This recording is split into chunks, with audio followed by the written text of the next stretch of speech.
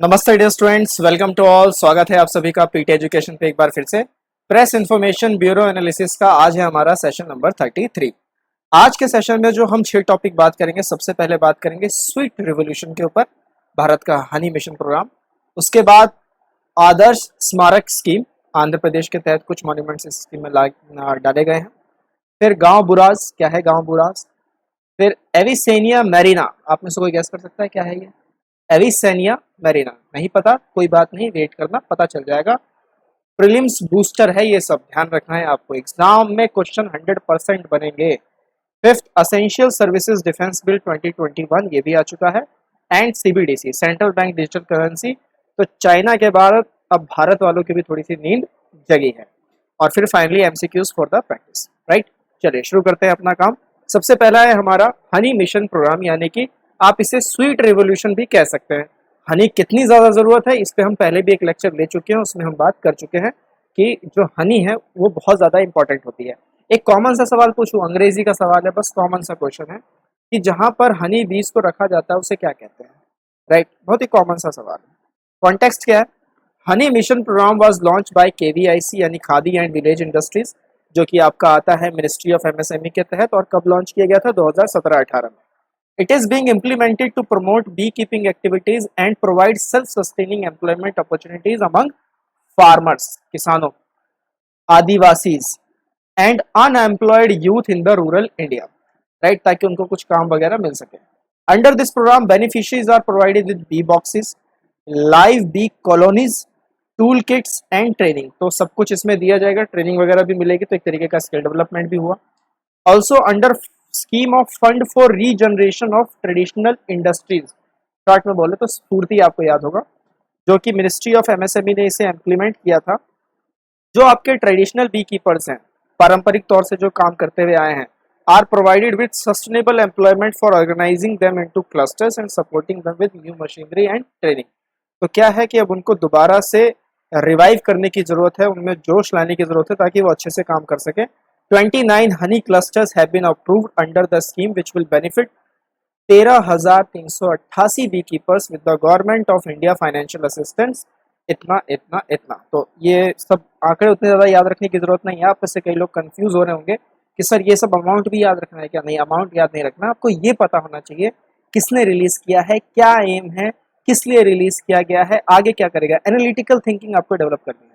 It also proposed to form 08 self-help groups benefiting 80 beekeepers in Bundelkhand region in the financial year 2021। तो आपके लिए आज का दूसरा सवाल एक तरीके से कि बुंदेलखंड रीजन भारत के किस राज्य में आता है, ये आप मुझे बता दीजिए। क्या 2 राज्यों में आता है?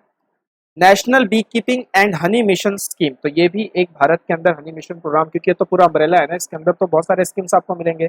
Under the national bee keeping and honey mission scheme, जो कि मिनिस्ट्री ऑफ एग्रीकल्चर, ध्यान रखना है, इधर क्या है एमएसएमई, इधर क्या है ministry of agriculture. Scientific bee keeping is promoted for holistic growth of the sector leading to income and employment generation, livelihood support to farmers and non farm households, right. तो ये चीजें जो है आपको ध्यान रखनी है। यहाँ पर जो मैंने स्टार मार्क कर रखा है, आपका हनी मिशन प्रोग्राम एमएसएमई के तहत आता है, केवीआईसी लॉन्च करके आया है। और जो आपका एनबीएचएम है, national bee keeping and honey mission, ये आपका ministry of agriculture and family welfare के अंदर आता है। तो ये आपको ध्यान रखना है, मिनिस्ट्रीज में कोई गड़बड़ी नहीं होनी चाहिए, एग्जाम में आएगा ही आएगा, राइट। दूसरे स्टोरी पे चलते हैं, Adarsh Smarak scheme. 3 monuments in the Andhra Pradesh identified as Adarsh Smarak for providing additional facilities. तो आप नाम से समझ रहे हैं, ideal monument, Adarsh Smarak. Monuments eight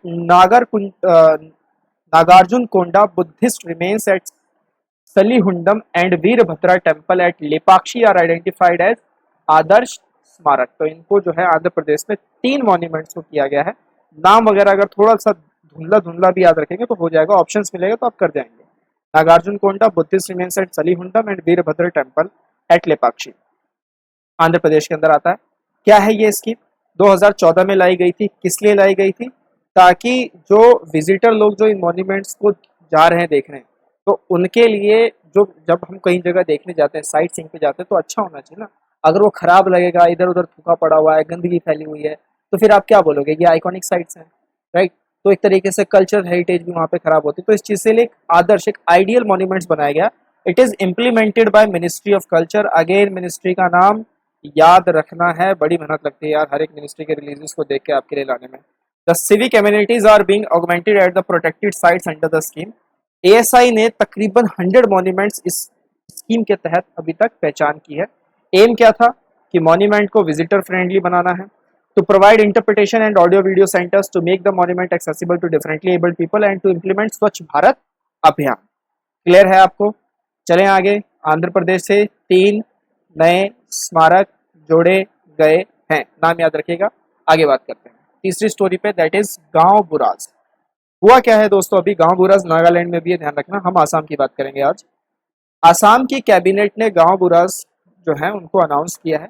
गांव बुराज होते क्या है? बेसिकली ये जो है ये विलेज के हेडमैन होते हैं, गांव के प्रधान आप तरीके से कह सकते हैं, क्योंकि जो गांव के लेवल की जो सारी फंक्शन वगैरह होती है, सारी जो प्रशासनिक चीजें होती हैं वो एक गांव प्रधान संभालता है कि ये देखो ये हमारा प्रधान है, ये देखेगा।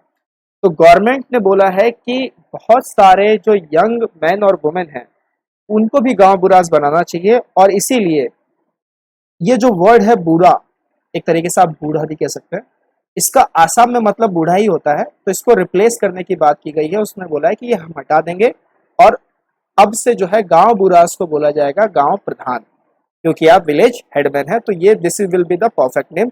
बूढ़ा से यहाँ थोड़ा सा लगता है कि यार बहुत ही मतलब कोई एक तरीके से बुजुर्ग आदमी होगा, लेकिन आपके यंग लड़के लड़कियां भी वहाँ अगर गांव को संभाल सकते हैं पढ़े लिखे, तो उनको भी मौका देना चाहिए। तो एक अच्छी पहल है। बैकग्राउंड क्या है इसका? They are the eyes nose ear of the district administration at the village level. बिल्कुल सही बात है। दे आर अबाउट 6000 गांव बुराज इन आसाम।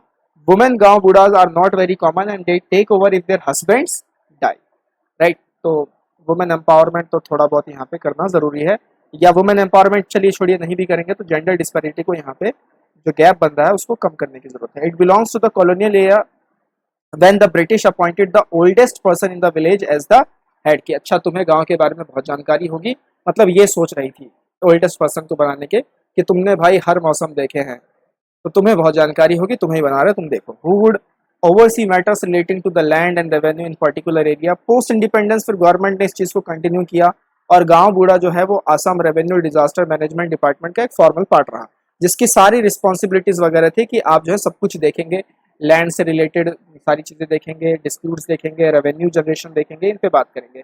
अरुणाचल प्रदेश भी गांव बूढ़ाज एंड बूढ़ीज, वहां भी तो ये है, मतलब वो वहां भी बूढ़ाज एंड बूढ़ीज दोनों है। क्लियर? अब ये करेंगे क्या, मतलब इनका मेन काम क्या होता है, तो ये तो आप समझ चुके हैं। गांव की पॉपुलेशन का रजिस्टर मेंटेन करते हैं, अभी एनपीआर है ना, नेशनल पॉपुलेशन रजिस्टर, और साथ ही साथ लैंड रिकॉर्ड्स को मेंटेन करते हैं, पुलिस की मदद करते हैं कोई क्राइम व्राइम हुआ है तो, और कोविड-19 को देखते हुए गांव लेवल पे सबको सचेत करना, अवेयरनेस फैलाना भी इन्हीं का काम था, कैंपेनिंग वगैरह करके। इलेक्शंस वगैरह होते हैं तो वहाँ भी काम है। भी आपको पता है असम में बहुत सारे इलीगल ड्रग्स को जो है खुद वहाँ के सीएम ने जलाया था। To issue a Gaon Burah certificate, a certificate that determines that permanent residency in a particular village is must be required, right. तो this is the concept of Gaon Burahs, आपको याद रखना है। इसको चेंज करके अब वो कह रहे हैं कि हम गांव प्रधान कहेंगे, राइट। इन महाशय का नाम आप बता सकते हैं, प्लीज नेम दैट पर्सन जो कि इस पिक में है। चलिए अगली स्टोरी पे आते हैं। अब ये राज खोलते हैं, एविसेनिया मैरिना क्या है।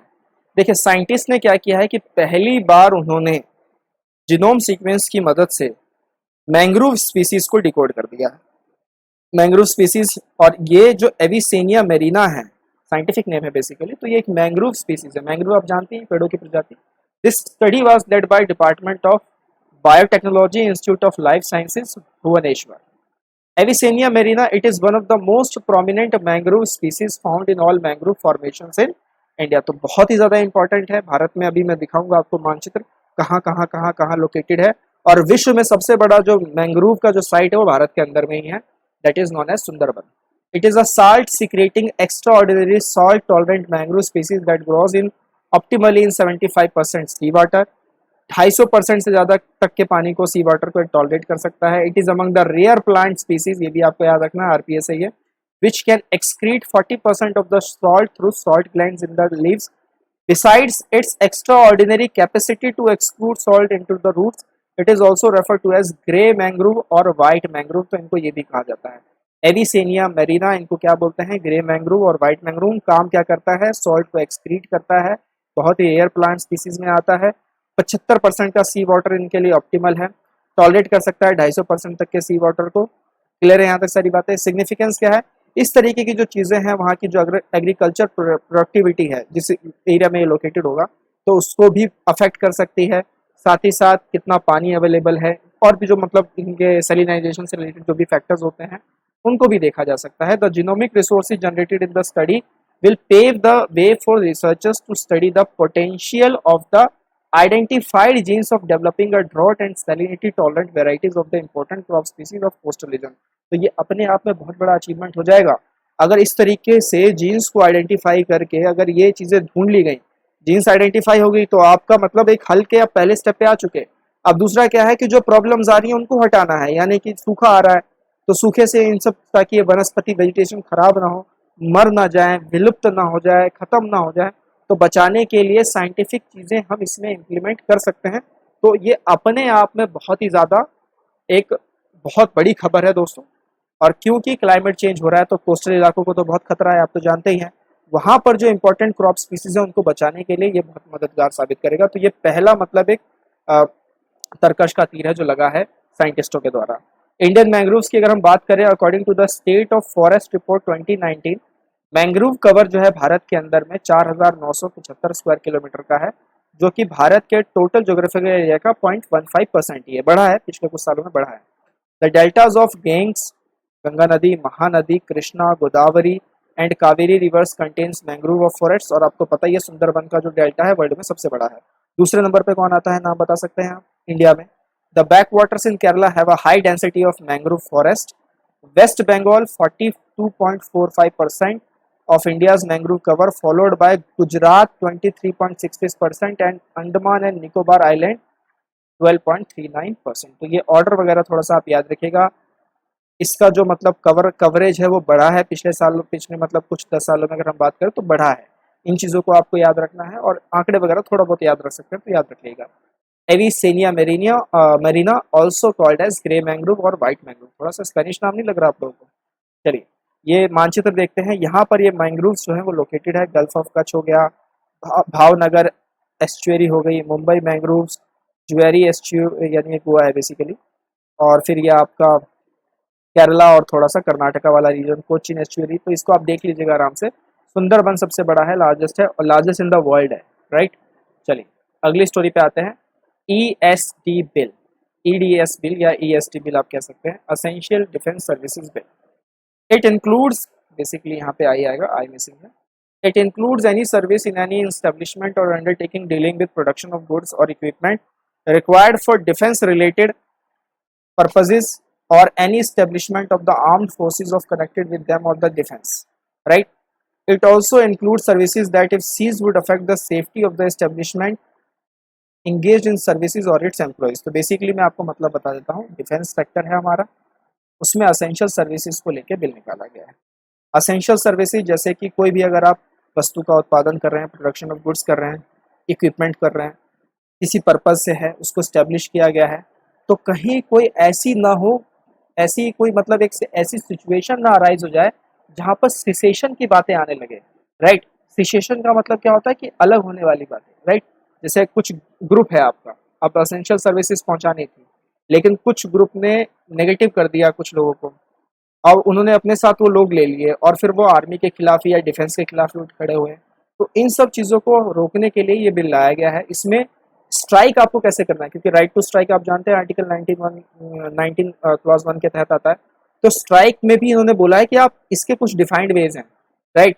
सिसेशन किसको कहेंगे? सिसेशन उसको कहेंगे, it is a defined as cessation of work by a body of persons acting together which includes mass casually. काफी सारे लोग छुट्टी पे चले गए, मान लीजिए जिनके जिम्मे काम दिया था आपको एसेंशियल सर्विसेज जो है डिफेंस के लोगों को पहुंचानी है, लेकिन जो पहुंचाने के लिए जिनको दायित्व रिस्पॉन्सिबिलिटी दी गई वो सारे के सारे छुट्टी पे चले गए क्योंकि कुछ ग्रुप्स ने उनको भड़का दिया, डिसेशन वगैरह कर दिया।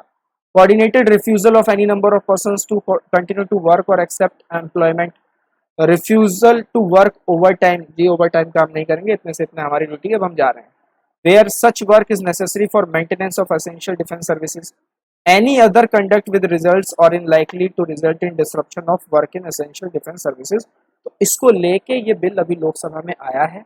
लोकसभा का मानसून सत्र जारी है, आपको मालूम है, और ये एक बहुत ही अहम मुद्दा है, ये एक मतलब एक पिन पॉइंट निकाला गया है कि अगर ऐसा हो जाए फिर आप क्या करेंगे, राइट। क्योंकि असेंशियल सर्विस, असेंशियल कमोडिटीज वगैरह कितनी जरूरत पड़ी थी कोविड में, आपको पता ही है, लॉकडाउन में। पर्सन्स कमेंसिंग और पार्टिसिपेटिंग इन इलीगल स्ट्राइक्स, उनके लिए सजा का प्रावधान रखा गया है।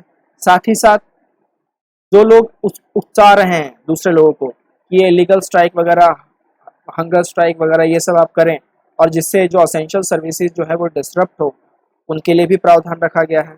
तो क्या ये राइट टू स्ट्राइक को वॉलेट करता है? नहीं, क्योंकि आपको मालूम है कि जो भी हमारे पास फंडामेंटल राइट है उसमें रीजनेबल रिस्ट्रिक्शंस पुट अप किए जाते हैं। तो उस लिहाज से ये मतलब उस लिहाज से इसको रखा गया है, डिफाइंड स्ट्राइक्स किए गए हैं कि आपका अगर जो स्ट्राइक करने का जो कारण है अगर वो बिल्कुल वैलिड है तो हम सुनेंगे, अदरवाइज तो बिल्कुल नहीं सुनेंगे। पीयूएस की अगर बात करें, पब्लिक यूटिलिटी, क्योंकि इसमें सर्विस पब्लिक से रिलेटेड है, तो पीयूएस की अगर हम बात करें, it will amend the industrial disputes act 1947 to include essential defence services under public utility services. तो अगर उन्हें इस बिल को सही तरीके से पारित करना है, इसको सही तरीके से चलायमान करना है, तो उनको इंडस्ट्रियल डिस्प्यूट्स एक्ट 1947 को अमेंड करना पड़ेगा। ये एक्ट क्या बताता है? ये पब्लिक यूटिलिटी सर्विस को डिफाइन करता है, उसके साथ रिलेटेड स्ट्राइक्स को डिफाइन करता है, साथ ही साथ कुछ प्रोहिबिशंस रखता है कि आप किन किन सिचुएशंस में स्ट्राइक नहीं कर सकते हैं, right. It provides that no person employed in public utility service shall go on strike in breach of contract. इसके कुछ कुछ यहाँ पे दिए गए हैं, जैसे कि without giving the employer notice of strike with in 6 weeks before striking, with in 14 days of giving such notice before the expiry of date of strike specified in any such notice as aforesaid. तो basic बात यह है कि essential services defence bill जो है ये bill में प्रस्ताव रखा गया है, पारित हो जाएगा तो इंडस्ट्रियल डिस्प्यूट्स एक्ट 1947 को अमेंड करना पड़ेगा, जो कि बताता है और जिसको जो कि डिफाइन करता है कि पब्लिक यूटिलिटी सर्विसेज क्या होती हैं, किन किन सिचुएशंस में आप स्ट्राइक कर सकते हैं और किन किन सिचुएशंस में स्ट्रिक्टली मना है कि आप स्ट्राइक बिल्कुल नहीं कर सकते। डिफाइंड स्ट्राइक्स होना जरूरी है, सिचुएशन का कोई भी खतरा नहीं होना चाहिए, हुआ तो कार्रवाई करेंगे, सजा देंगे, ये पूरा बिल इस बात को कहता है। क्लियर है? आगे चलें हमारी आज की अंतिम स्टोरी पे, दैट इज सीबीडीसी। तो चीन के बाद अब भारत की भी आंखें खुली हैं। आरबीआई ने बोला है कि वो जल्दी एक ऐसी स्ट्रैटेजी तैयार करेंगे कि उनका अपना डिजिटल करेंसी आ जाएगा। जी हाँ, ये वही आरबीआई है जिसने 2018 में क्रिप्टो करेंसी को यूज करने से मना कर दिया था। मार्च 2020 में सुप्रीम कोर्ट ने उसको स्ट्रक डाउन किया कि आप ऐसा नहीं कर सकते हैं, लोग अगर कर रहे हैं तो करने दें, उनके लिए उनको रोके नहीं, ये उनका अधिकार है। क्लियर है बात? थोड़ी सी मतलब इस बैकग्राउंड मैंने बता दी। डिजिटल करेंसी क्या होता है? इसको डिजिटल मनी भी कहते हैं, साइबर कैश भी कहते हैं। जो कार्ड्स वगैरह में आप यूज करते हो प्लास्टिक मनी होता है, right. It is a payment method with which exist only in electronic form and is not tangible, intangible होते हैं, tangible नहीं होते। It can be transferred between entities or users with the help of technology like computers, smartphones and internet। आजकल तो मेरे बगल में जो मोमोज वाला है वो भी बोलता है भैया पेटीएम कर देना, ठीक है। तो ये सब बातें हैं। Why this currency? As the cryptocurrencies are not pegged to any asset or currency, its value is solely determined by speculation, demand and supply का खेल। हालांकि बिटकॉइन वगैरह, ट्रेडिंग वगैरह ये बहुत ही ज़्यादा वॉलेटाइल है, इस पे लेके पूरा वीडियो है, आप समझ सकते हैं, बहुत बढ़िया उसको मतलब उस वीडियो में पूरी बहुत अच्छी जानकारी दी गई है, चैनल पे ही है, प्लेलिस्ट में ही है। Due to this there has been huge volatility in the value of crypto currencies like Bitcoin. जैसे एक ट्वीट वगैरह पे तो भाई पूरे प्राइस 1200% से मार्केट क्रैश हो गई थी यार, बताओ कोई बात है। The need for a sovereign digital currency arises from the anarchic design of existing cryptocurrencies, wherein their creation as well as the maintenance are in the hands of the public। तो अपने आप रन करता है, पूरी तरीके से transparency रहती है इसमें। और दूसरी बात यह है, खतरा क्यों है? क्योंकि जो मतलब सेंट्रल एजेंसीज हैं, सेंट्रल अथॉरिटीज हैं, उनका इसमें कोई रोल ही नहीं है, उसमें ये क्या मैनेज करेंगे। तो इसलिए ये लोग चिढ़ते हैं। चिढ़ने का एसेंस मतलब मना करते हैं कि यार आप इसको मत करो, इसको मत यूज करो। India runs the risk of being caught up in the whirlwind of a proxy digital currency war as the US and China battle it out to gain supremacy across other markets by introducing new age financial products। तो भारत एक तरीके से proxy war में, digital currency की proxy war में आ चुका है America और चाइना के साथ, क्योंकि आने वाले 2030 तक जो भी आ रहे हैं आंकड़े वो तो यही बताते हैं कि अमेरिका, भारत और इंडिया, तो अमेरिका, इंडिया और चाइना, तो उसमें से अमेरिका और चाइना ने तो बना लिया, भारत अभी पीछे है, तो भारत को इस पे काम करने की जरूरत है। उसी को देखते हुए ये पूरी चीजें इसमें लाई गई है। अब इसमें कुछ कमियां भी हैं। कमियां क्या है? एक तो इसमें मेल प्रैक्टिसेस हो सकती हैं, टेक्नोलॉजी ओरिएंटेड है ना, वेल प्रैक्टिसेस इसमें हो सकती है, तो उसको देखने की थोड़ी सी ज़्यादा ज़रूरी है। दूसरा, फिर ये डिजिटल करेंसी वॉर के तौर पे नहीं लेना है। जो भी इसके रेगुलेटर्स बने या जो भी इसे रेगुलेट करें, जो इसके पीछे काम करें, पूरा इसको समझें, चलाएं भारत के अंदर में, उनको ये वार के तौर पे नहीं लेना है कि हमें अमेरिका और चीन से भिड़ना है। तो प्रॉपर वे में लोगों के हित के लिए काम करना है। तो इसमें ये थोड़ी सी जो है कमियां हैं इसके अंदर, इसको दूर करने की ज़्यादा ज़रूरत है। साथ ही साथ if these private currencies gain recognition, national currencies with limited convertibility are likely to come under some kind of a threat. तो ये भी इसमें एक जो है परेशानी का सबब है। लेटेस्ट कुछ इसमें डेवलपमेंट हुए वो मैं आपको बता देता हूँ। एल सल्वाडोर, ये एक स्मॉल कोस्टल कंट्री है सेंट्रल अमेरिका पर। ये पहला जो है विश्व का देश बन गया है जिसने बिटकॉइन को अडॉप्ट कर लिया है। मतलब बिटकॉइन लेके जाके अब आप भाजी वगैरह खरीद सकते हैं। एज अ लीगल टेंडर उन्होंने बोल दिया है, समोसा वगैरह खरीद लेना, बिटकॉइन दे देना। मजाक कर रहा था, इसको आप जोक के तौर पे लेना। Britain is also exploring the possibility of creating a central bank digital currency Britcoin. तो ब्रिटेन कह रहा है कि हम ब्रिटकॉइन बनाएंगे। वाह क्या बात है, ब्रिटेन की मतलब बात ही अलग है। इन 2020 China started testing it's official digital currency which is unofficially called digital currency electronic payment DCEP। तो ये चाइना का था ऑफिशियल डिजिटल करेंसी। देखते हैं कब तक आएगी, RBI इस पे क्या जानकारी और आगे देता है। अभी तो कह रहे हैं कि हम लोग मतलब फेज इंप्लीमेंटेशन स्ट्रेटेजी कर रहे हैं। कब तक आएगा अब तो RBI ही जाने। क्लियर? तो ये सारी स्टोरीज थी। क्लियर? एक बार मैं आपको फिर से दिखा देता हूँ सारी स्टोरीज ताकि एक अच्छी क्विक रिवीजन हो जाए। हनी मिशन प्रोग्राम, आदर्श स्मारक स्कीम, गांव बुढ़ास, फिर उसके बाद Avicennia marina, and then essential services defence bill 2021, central bank digital currency. ये पिछले सेशन में जो हमने MCQs लिए थे उसका आंसर देने का वक्त आ गया है दोस्तों। नेशनल हेल्थ मिशन पे हमने एक सवाल लिया था। इसमें it envisages achievements of universal access to equitable, affordable and quality health care service in rural areas only, जो कि गलत है, ओनली यहाँ लग गया था। तो रूरल प्लस अर्बन दोनों में ये काम करेगा, तो ये गलत है। 1 गलत है तो ये आप हटा दो, ये आप हटा दो।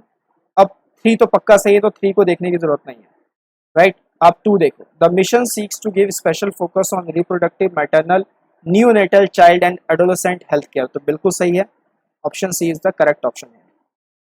सेकंड क्वेश्चन पे अगर हम बात करें स्टैंड अप इंडिया स्कीम के ऊपर, तीसरा स्टेटमेंट अगर आप देखेंगे तो it is an initiative of MSD, जो कि टोटली गलत है। मिनिस्ट्री ऑफ फाइनेंस ने इसे मतलब इसे एंकर्ड किया था, MSD के अंदर ये नहीं आता। तो तीसरा आप हटा दो, तो 3 ऑप्शन आपके उड़ गए। Option A is the correct option है। एलिमिनेशन टेक्निक इसे कहते हैं।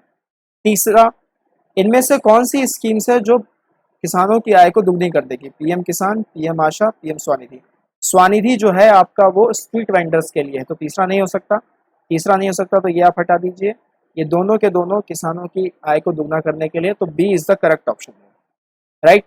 आज के 3 सवाल आपके लिए लाइंड अप कर दिए गए हैं। सबसे पहला है स्माइल स्कीम किससे रिलेटेड है? 4 ऑप्शन है, पढ़िए और अपना आंसर कमेंट थ्रेड में पोस्ट कीजिए दोस्तों। पार्टिसिपेट कीजिए, सेशन को लाइक कीजिए। आपका लव एंड सपोर्ट ही हमें मोटिवेट करेगा कि हम और अच्छे अच्छे सेशंस आपके लिए लेके आ सके। कापू कम्युनिटी अभी हाल फिलहाल न्यूज में देखी गई है, ये किस राज्य से बिलोंग करती है? गुजरात, यूपी, आंध्र प्रदेश, केरला? जरूर बताइएगा। गुड मैन्युफैक्चरिंग प्रैक्टिस सर्टिफिकेशन, ये एक इनिशिएटिव अभी हाल फिलहाल आया है। किसका इनिशिएटिव है? ILO, WTO, WHO, UNESCO? अपने आंसर्स कमेंट थ्रेड में जरूर देना है, करके दिखाएंगे कि स्पिरिट रखनी है, मोटिवेटेड रहना है। हम फिर मिलेंगे अगले सेशन में। टिल देन टेक केयर, नमस्ते, जय हिंद।